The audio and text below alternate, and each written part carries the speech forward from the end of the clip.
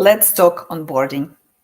Onboarding is a critical phase in the new employee's life, as it sets the tone for our expectations and integration into the new organization or maybe existing organization.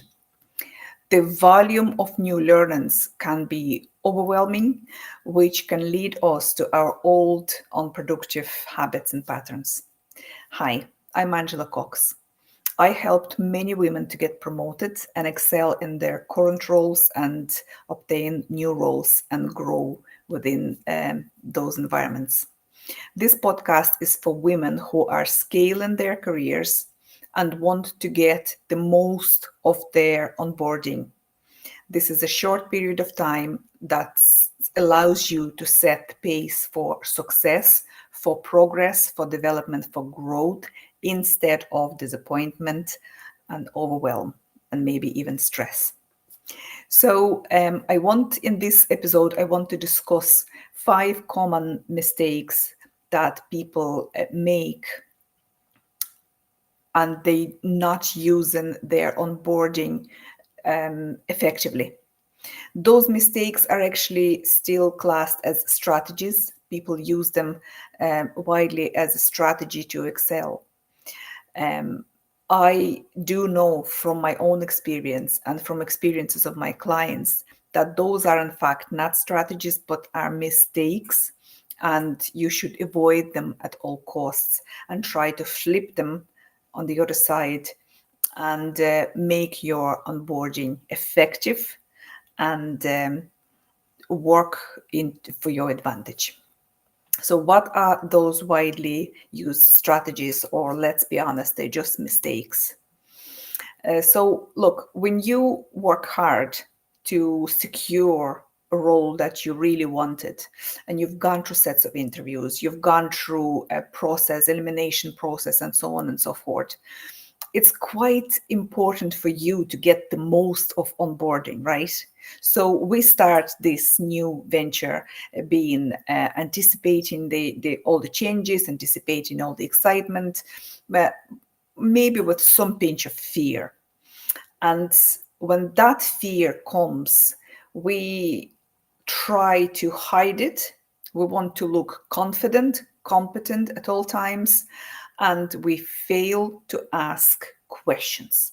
So this is mistake number 1, and people use it as a strategy, as I said, because they simply don't want to look not informed enough. They don't want to look incompetent, low in confidence, whatever your beliefs are around asking questions. A lot of people avoid asking questions during onboarding. They just wait for the information come to them and trust that it will come in the right time and in a right place. What I am talking about, and what I would suggest, that onboarding period is the period for you to learn the ropes, literally. So asking questions is part of this process, and that will enhance your onboarding itself and your future progression. Mistake number 2 is unrealistic expectations. Women, especially women who set the bar high for themselves, they expect a lot of themselves.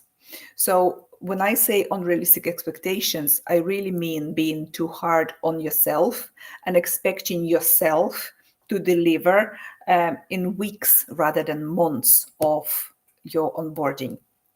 So you need to be very mindful of this period. Take your time, and also watch your time management. Set realistic goals and targets, and allow extra time for some tasks where needed. Ask questions again, and that will make your onboarding again more effective for you and more easy. That leads us to being overwhelmed with tasks. So when our time management is out of sync, or simply we want to look powerful, we want to look that we have that can-do attitude, we can get overwhelmed with tasks very, very easy. Taking too much too soon, basically, that sums it all. You need to allow again time and resources for an adequate preparation. Making sure your time management is right and challenging perceptions that overwhelm comes with the role. A lot of people still do believe that a bit of overwhelm or overwhelm is part and parcel. There is nothing we can do. We just have to, deal with it when you come to it. No, this is your time now to set your pace and to avoid overwhelm, because the way you begin, the way you mean to go on. So dealing with tasks effectively will set the pace and right tone for your future progression. Mistake number 4, not setting the boundaries. Even if you have quite nicely set of boundaries, right? Nice set of boundaries that you follow and you treasure, and you watch yourself with your boundaries. In the new environment, when a lot expected from us and we try our best to deliver, to break those boundaries is actually easier than we think sometimes. So here and there you might stay late. Here and there you might take an extra material to learn because you want to adapt really quickly and, to integrate properly. So just be mindful of sheer amount of stuff that you can process. A human being can only process so much in period of time, and that's only one side of boundaries. So you need to look at boundaries, professional, personal, time. So breaking boundaries is not uncommon, especially particularly during the onboarding period. For healthy employment and strong relationship, regularly check with yourself, check your boundaries and make sure they are in place and that you are in sync with everything that's going on around you in your environment. Being overly confident or overly timid. We may not notice how we may retrieve or we may charge ahead too soon, too strong. So just be mindful that it's unnerving period maybe for some time. Overconfidence can be perceived as arrogance, while excessive timidity might signal a lack of initiative. So if you notice that you're swaying between the two, or that you find it tricky to find that balance, seek help, seek support, and definitely ask for a reflection from a mentor or a coach or a trustee. I also promise that I will speak about strategies that you can implement straight away. And my number one strategy for everybody, I would suggest it as a must do. And a lot of women in leadership know the strategy well and use it quite widely. Pre-onboarding preparation. When you start a big role or role that is bigger than the previous your previous positions, or simply that you take responsibility for the onboarding to go well, and you want to set the pace for success, not for overwhelm and stress and disappointment. You do your preparation, you do your pre-onboarding preparation. This stage is very important, whether this is your first promotion or you're in leadership, like as an experienced leader. So understanding the role's objectives, clearly define your role's expectations, deliverables, resources available to you for support. That is very important, that you know straight away where do you go if you need help.